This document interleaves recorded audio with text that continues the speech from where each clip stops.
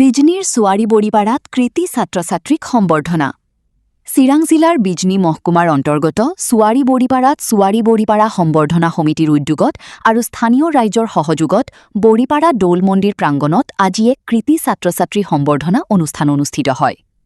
অনুষ্ঠানৰ আৰম্ভণিতে প্ৰয়াত সুধাকণ্ঠ ড ভূপেন হাজৰিকা আৰু জুবিন গাৰ্গৰ প্ৰতিচ্ছবিত শ্ৰদ্ধাঞ্জলি জ্ঞাপন কৰি সম্বৰ্ধনা অনুষ্ঠান অনুষ্ঠিত কৰে। অনুষ্ঠানত হাইস্কুল শিক্ষান্ত পৰীক্ষা আৰু উচ্চতৰ মাধ্যমিক পৰীক্ষাত সুখ্যাতিৰে উত্তীৰ্ণ হোৱা ছাত্ৰ-ছাত্ৰীসকলক সম্বৰ্ধনা জনোৱা হয়। সম্বৰ্ধিত ছাত্ৰ-ছাত্ৰীসকলক একোখনকৈ ফুলাম গামোচা, ফাইল, কলম, বহী আৰু মানপত্ৰ প্ৰদান কৰি সন্মান জনোৱা হয়। অনুষ্ঠানত বিজনী অঞ্চলৰ কেইবাজনো বিশিষ্ট শিক্ষক, শিক্ষাবিদ আৰু অভিজ্ঞ ব্যক্তি উপস্থিত থাকে। তেওঁলোকে ছাত্ৰ-ছাত্ৰীসকলক অনাগত জীৱনত অধ্যৱসায়, শৃংখলা আৰু একাগ্ৰতাৰে আগবাঢ়ি যোৱাৰ পৰামৰ্শ আগবঢ়োৱাৰ লগতে সফলতাৰ বাবে কঠোৰ পৰিশ্ৰমৰ গুৰুত্ব সম্পৰ্কে ভাষণ প্ৰদান কৰে। সম্বৰ্ধনা অনুষ্ঠানটোৱে কৃতি ছাত্ৰ-ছাত্ৰীসকলৰ মনোবল বৃদ্ধি কৰাৰ লগতে অঞ্চলটোৰ শিক্ষা ক্ষেত্ৰত এক ইতিবাচক পৰিৱেশ গঢ়ি তোলাত সহায়ক হ'ব বুলি উপস্থিত ৰাইজে মত প্ৰকাশ কৰে। News desk Bijni first 24।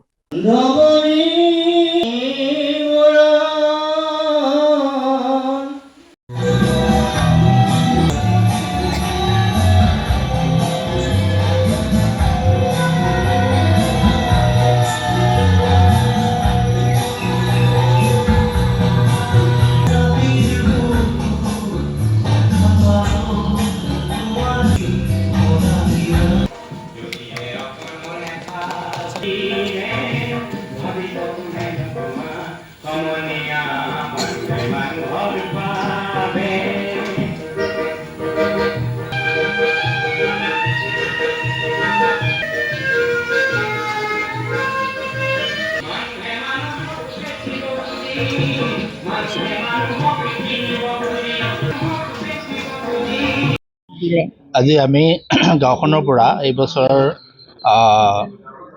Total 9গৰাকী শিক্ষাৰ্থীক আমি আজি সম্বৰ্ধনা দিছোঁ।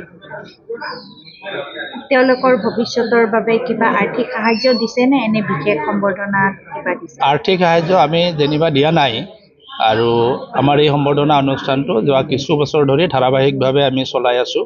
বিশেষকৈ গাঁৱৰ যিসকল শিক্ষাৰ্থী আছে তেওঁলোকক আমি একেবাৰে MSc MA লৈকে, লগতে যিসকল নতুনকৈ গাঁওখনৰ পৰা যিকোনো বিভাগত চাকৰি লাভ কৰে তেখেতসকলকো আমি সম্বৰ্ধনা জনাওঁ, যাতে আমাৰ ভৱিষ্যতৰ যিবিলাক উঠি অহা ছাত্ৰ ছাত্ৰী আছে তেওঁলোক যাতে এই কাৰ্যৰ দ্বাৰা অনুপ্ৰাণিত হয়, উৎসাহিত হয়, সেইটো আগত ৰাখিয়ে আমি সম্বৰ্ধনা জনাই আহিছোঁ।